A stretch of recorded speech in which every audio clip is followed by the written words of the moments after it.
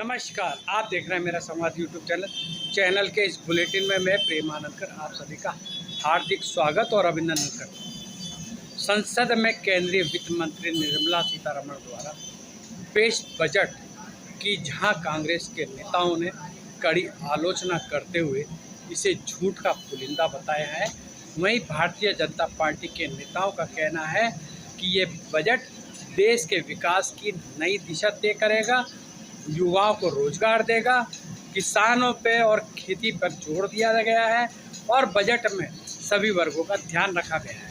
आइए भारतीय जनता पार्टी और कांग्रेस के नेता बजट के बारे में क्या कहते हैं, उन्हीं से सुनते हैं। सरकार का बजट बहुत ही निराशाजनक रहा है। मामला महंगाई और बेरोजगारी का है। जनता को निराशा हाथ लगी है। अपनी सरकार बचाने के लिए नीतीश कुमार को 46,000 करोड़ और चंद्रबाबू नायडू को 24,000 करोड़ रुपए देकर अन्य राज्यों के साथ सौतेला व्यवहार किया है। पिछले बजट के मुकाबले इस बजट में कम खर्च दिखाया गया है। स्मार्ट सिटी की योजना बंद कर दी गई है। महंगाई, किसान, बेरोजगारी, युवाओं पर कोई ध्यान नहीं दिया गया है। आम आदमी की इनकम जितनी कम होगी उतना ही व्यापार कम होगा, जिससे देश की आर्थिक व्यवस्था प्रभावित होती है। रेलवे में ट्रेनों की बहुत ही बुरी दशा है। ट्रेन के हादसे व दुर्घटनाएं इतनी हो रही है, ऐसा प्रतीत होता है कि रख रखाव में सरकार असमर्थ है या धन की कमी महसूस होती है। भाजपा की कथनी और करनी में अंतर है। जनता में भारी रोष व्याप्त है। आगामी चुनाव में भाजपा को भारी नुकसान उठाना पड़ सकता है।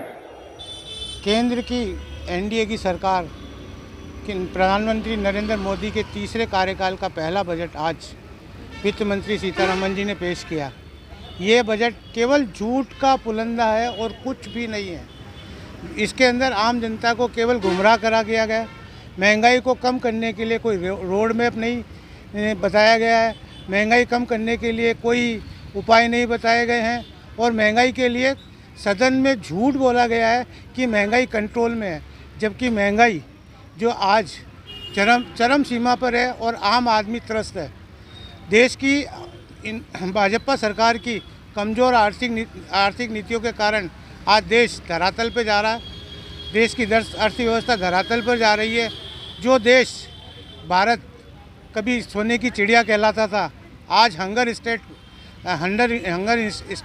इंडेक्स में 125 में से 111वें नंबर पर है। यह केवल एक झूठ का पुलंदा है। इस बजट ने से राजस्थान को और अजमेर को काफ़ी अपेक्षाएं थी। राजस्थान में ERCP योजना को राष्ट्रीय परियोजना घोषित करने की और अजमेर में पुष्कर कॉरिडोर की घोषणा करने की उम्मीद थी, लेकिन इन्होंने अजमेर और राजस्थान को निराश किया है। देश की जनता को निराश किया है, युवाओं को निराश किया है। बेरोजगारी दूर करने के लिए कोई रोड मैप नहीं लगाया। केवल कुल मिलाकर एक लोक लुभावना झूठा बजट है। पुराने 10 बजट जो इन्होंने पेश किए, उनकी घोषणाएं भी अभी तक अमल में नहीं लाई गई और यहाँ पर इस बार जो बजट पेश किया केवल झूठ का पुलंदा है और इससे अजमेर की जनता निराश है।